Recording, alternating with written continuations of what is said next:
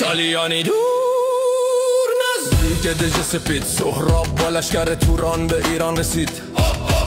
همه رو گرفت و کرلت و پار و اسیر، هر کی که گنده بود حتی حجیر. داورید مثل فشنگ که شنید رفتش به جنگ، جنگیدن و جنگیدن از مردن نترسیدن، ولی از بخت بد مثل حجیر گردآفرید هم شد اسیر. کلا خود گردآفرید و سهراب برداشت و فکر کرد میبینه خواب. موهای بلند گردآفرید از زیر کلا خود اومد پدید، پشمش که وزن و دو ابر و کمان، تو گفتی همی بشکفت هر زمان. آخ آخ ابر و کمان، ابر و کمان، ابر و کمان. دیگه دیره الان تو چنگمی، به بقیه بگو یار قشنگمی. گردآفرید بعدش اومد با خودش گفت باید خرش کنم.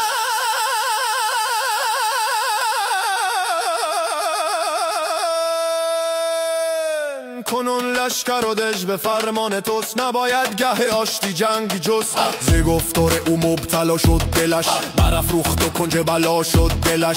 به همین سادگی فریب خورد گردآفرید دل سهراب و برد. رفتن به سمت دژ سپید، بدو بدو در دژو وا کن. تک تک تک تک تو بدو بدو در دژو وا کن. تک تک تک تک گردآفرید رفت توی دژتون، بستن در و روی سهراب گردآفرید رفت بالای دژ، سهراب خیلی برخور بهش.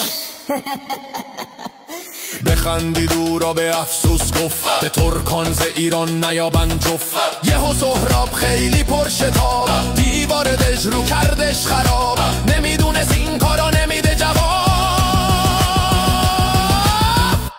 ای بابا شب سهراب شد بی خیال دژ، رفت تا فردا بیاد بکنلش. رفتن شبونه مردم از دژ، گردآفرید نازش از دژ.